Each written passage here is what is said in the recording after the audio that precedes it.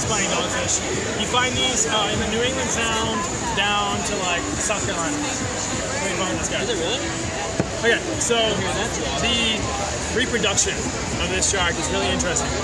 Because when I first opened up this shark, I really thought that it was going to be pregnant. Because of what we've had prior, my experience, when they get to this length, they start to become sexually mature. But she still has her eggs are underdeveloped still. Not meaning that there's a problem. It means like maybe she's just has large genes. Maybe she's just a bigger shark. So, alright. So this particular species, this spiny dogfish, is not an apex predator. So these sharks are eaten by other sharks. And that means that when they reproduce, they need to reproduce a lot of energy into multiple offsprings and not all into one. Because if they produced all into one, that one's got the same chance of getting eaten as any other one. So if you spread it out and you create more offspring, you have more of a chance of survival. So they have two ovaries, two egg sacs. Here's one egg sac right here. There are 3 eggs in it right here. And these eggs, like I said, are still underdeveloped and they're not fertilized yet. And as soon as the first eggs begin to get developed, they won't grow as fast because their energy is now diverted towards reproduction, not growth.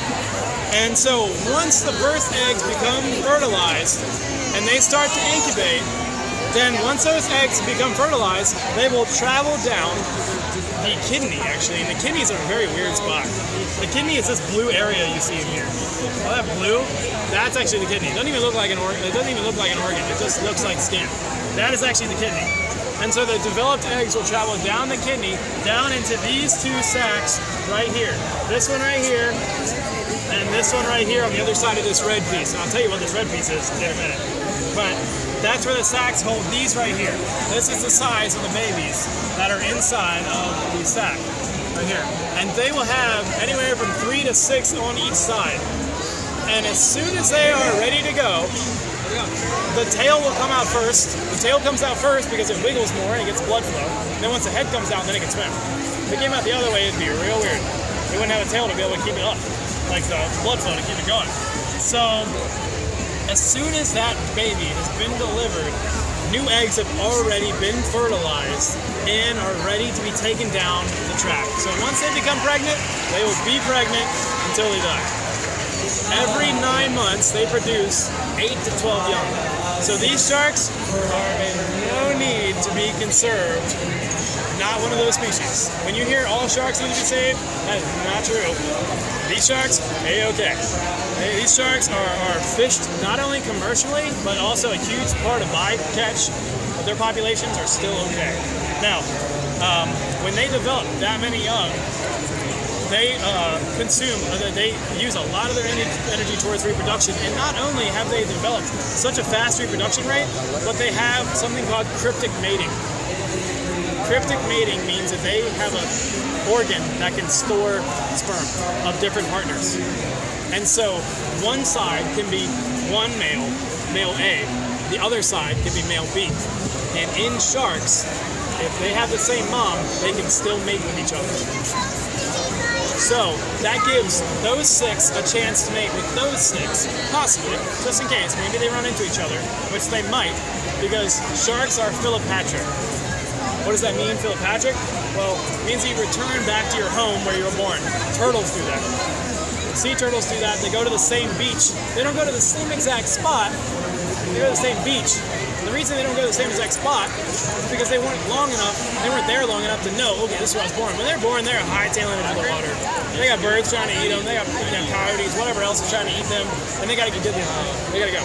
But sharks, on the other hand, where they're born, they will stay in that vicinity for 2 to 4 years, depending on what species it is.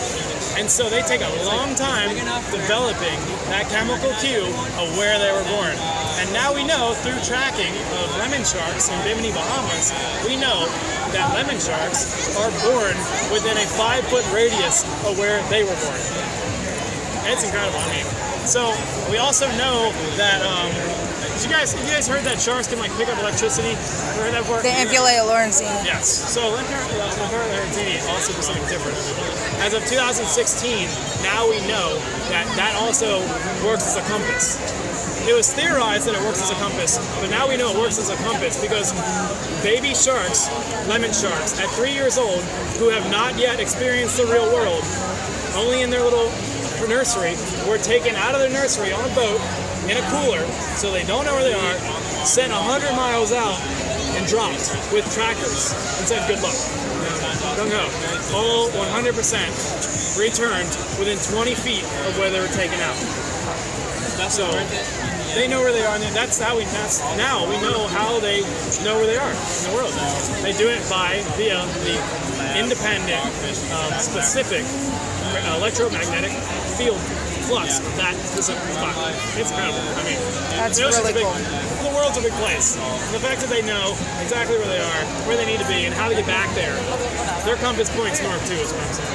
That's pretty cool. Yeah, it's intense. And so yeah, this species, they eat like shrimp and crabs and stuff.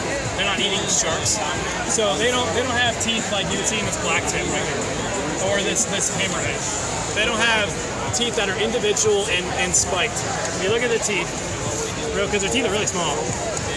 If you look at their teeth, they are kind of like in the shape of a tiger shark tooth, where it's like angled down.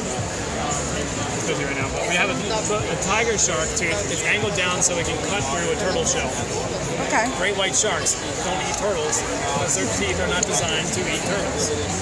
While these guys, their teeth are designed to eat crabs, shrimp. Their teeth work almost like a nutcracker, but also with a blade on it. They crunch down and they'll spin sideways. And when they spin, they shift their jaw sideways. It will cut and then break and then crack through it. And their teeth are not individual. Hammerhead teeth, when a tooth falls out, you see all the layers behind it, a new one will fall into place within like 24 hours. Well, their teeth work as a plate system, where it's one whole plate. And as soon as their teeth begin to become a little bit dull, the whole plate will fall out. And they have two plates always. So you see the plate behind the first plate? You see the 2 rows of teeth? You guys see the 2 rows of teeth? There's 2 rows of teeth in there. 2 rows. And the first row, the whole first row will fall out at the same time. The whole thing will just fall right out. And that plate behind it will fall forward within a few hours, and a new plate will be developed within 24 hours to replace that. So as soon as they chip something on a shell, or they break a tooth, or they just feel like they need new teeth, the whole thing will just fall right out and they'll replace new teeth. Their teeth are also, not only can they not have cavities because the teeth are not in their mouth long enough for a cavity to develop, they also have a small line of fluoride on their teeth, which is why we go to the dentist. We go to the dentist to get mouthwash, to get fluoride in their mouth, but they don't need it all. They have a layer of fluoride, their teeth are in their mouth for only several weeks, and so I don't know specific how many times their plates fall out. That's actually a good question. But I can tell you, black tips, this shark right here, can go through like 30,000 teeth in its lifetime. Just teeth falling out. Doesn't need to be broken to fall out, because you find teeth that are perfectly fine on like Venice Beach or Peace River. You go somewhere to find teeth, you can find teeth that are not broken. That's just a tooth that was in its mouth for too long. And they said, screw it, I'm done with that tooth. And a new one will go right in its place and fix it. I mean, can you imagine if we had a cavity and we just take the tooth out and go, never mind, see ya. 24 hours, a new tooth will be there ready to go. Nice.